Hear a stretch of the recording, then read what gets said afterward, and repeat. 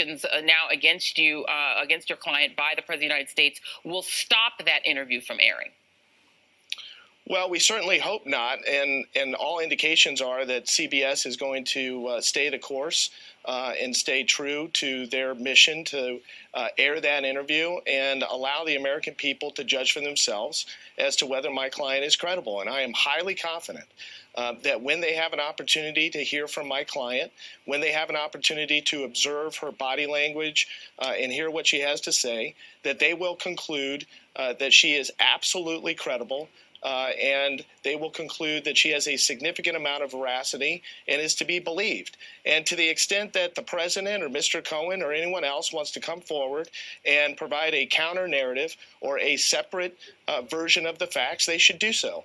And we're going to let the American people decide who's telling the truth and who's not shooting straight with them. Just one more time on the threats, and I know you don't want to disclose exactly who you're saying made the threats, but can you say whether or not it is somebody related to the Trump organization, the Trump campaign, or the Trump family? I'm not going to provide any further comment relating to the threats at this time. Okay, what about just the question of whether or not the fact of those threats, as you say, being made, is that a part of your lawsuit against Donald Trump? Well, I mean, I think it is part of the lawsuit against Donald Trump. The complaint is very broad, as most complaints are. We haven't detailed all the facts and the evidence that we have at our disposal that support the allegations in the complaint, nor would we. No good lawyer would at this point. And so we have a lot of facts. We have a lot of evidence that has not been disclosed yet, and that will be disclosed as this litigation continues. I'm confident of it. So just to be clear, as currently submitted to the court, does your lawsuit contain allegations of threats against your client? Yes. It does. Does your lawsuit, as it's currently submitted to the court, contain details of what Ms. Daniels has, whether she has text messages, photos, video, and other corroborating evidence to the relationship with Donald Trump? No, we have not set forth details of that nature in the complaint. Does she have such things? I'm not going to answer that question. Yeah, and because, it's interesting, a lot of people are, you look at Donald Trump's history, he's a person who's been quite proud of the fact that he's had many relationships with women. He's never hidden even extramarital relationships in for most people who've observed him over the years. He used to pretend to be John Barron and try to plant information about who he was dating in the New York tabloids. Do you have a sense of why it is that your client specifically seems to have elicited such fear from the President of the United States? Why her? Well, I'm going to speculate because she's very, very credible. I mean, she is a force to be reckoned with. This is a very, very intelligent woman, perceptive, credible, and I think the American people have a preconceived notion of her that is really going to be blown out of the water when they tune into this interview. And I think they're going to be very impressed, whether they're on the left or the right or in the middle. I think they're going to be very impressed with this woman. They're going to be impressed with the way that she conducts herself in the interview. They're going to be impressed by what she has to say, and they're going to find her credible. Can you But the bottom line here is our position, Joy, has always been the same, and it has not wavered. She should be permitted to speak to the American people. To the extent that the president and Mr. Cohen have a different version of events, they should come on your show or any other shows or hold a press conference and provide their version of events to the American people. Mm-hmm. And the American people should decide who's telling the truth. They are welcome to do so. I want to put that out right now. If the President of the United States would like to come on this show and rebut these allegations by Stormy Daniels, the door is open. You certainly can come on or send your representatives on. Mr. Avenatti, how long did Stormy Daniels allege that she had this relationship with Donald Trump? I'm not going to get into the details of the relationship, and I think that's what the interview is for. Absolutely. Does she have knowledge of other women who've had relationships with Donald Trump? I'm not at liberty to disclose that. Now, you have said in other interviews that you have now heard from other women who have also been either approached to sign NDAs, non-disclosure agreements, or who have or who are in sort of similar situations to Stormy Daniels. How many women are we talking about? We have been contacted by 6 women who have strikingly similar versions of events to that of my client. But I want to stress, and I have been very, very clear, and I'm going to continue to be clear about this. We have not vetted these allegations. We have not vetted these stories. Very often, Joy, as you well know, when something of this nature breaks, people come out of the woodwork. A lot of people make a lot of accusations. Very often, they are found to not have any basis in fact or reality. And we are in the process of vetting these stories and these allegations. We haven't decided if we're going to represent these women, but we're going to get to a significant point at some point in the not so distant future. We'll make the determination as to whether they're believable, and then we will decide whether we're going to represent them.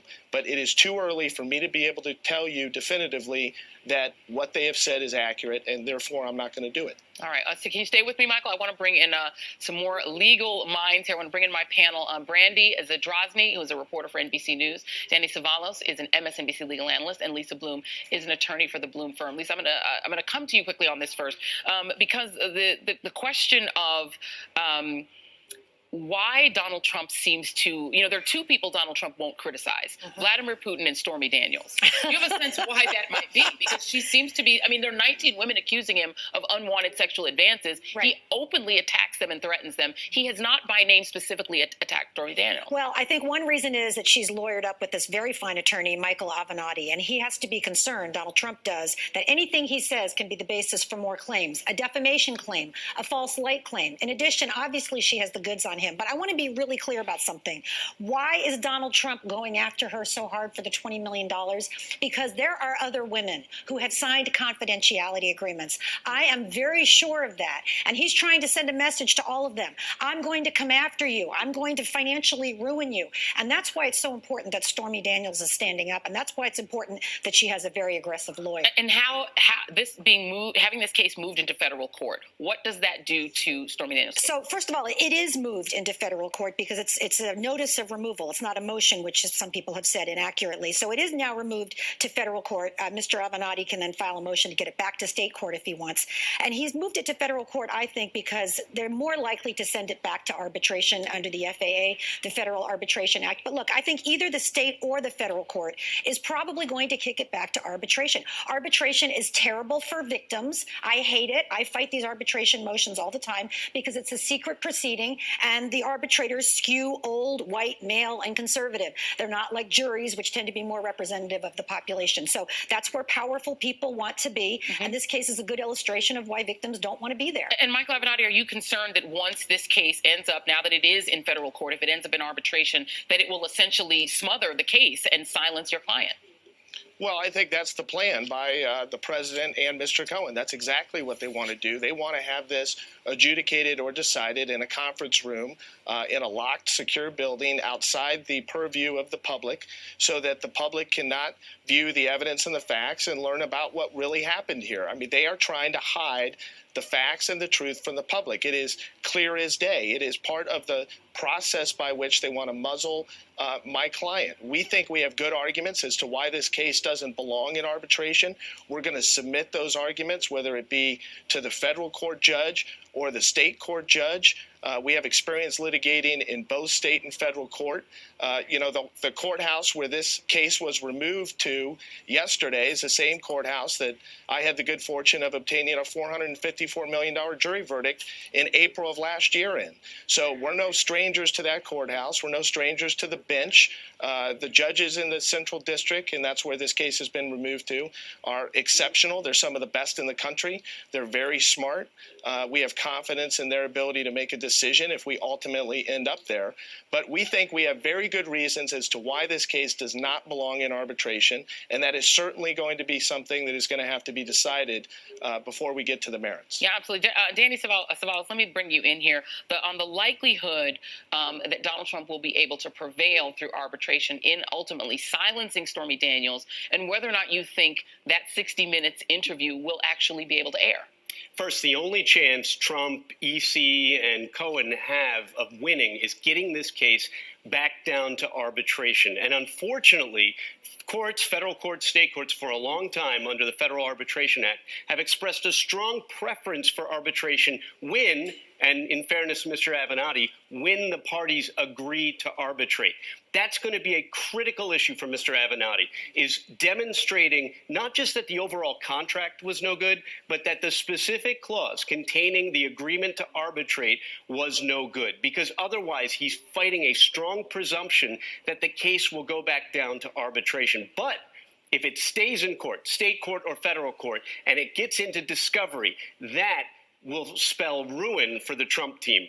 The broad rules of discovery could be devastating, not just to them as parties, Sure. but to his presidency. Have you heard in the past of a case where a specific party, who is the person who is claimed to have had the relationship in this case, didn't sign the agreement themselves, but the agreement was still held to be valid without their signature? I think it's much more complicated than that. When you look at the four corners of the agreement attached to the complaint in this case, you have David Dennison, who we now essentially, it's been admitted that it's Donald Trump, who did not sign. But yet, on each initial page, at the bottom, in the space for DD, David Dennison, is not Michael Cohen, but the initials EC. EC is not a person. EC is Essential Consultants, thereby further blurring the identities. But I'll just say this last thing. Strategically, most big corporate defendants try to remove cases to federal court. However, in this case, it might be a move that blows up back in Trump and Cohen's face. Why? Because the requirements of removal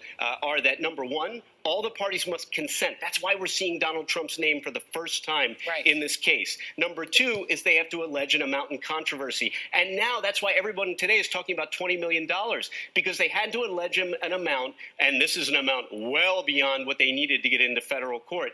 But now, because of that gambit, it may prove fatal.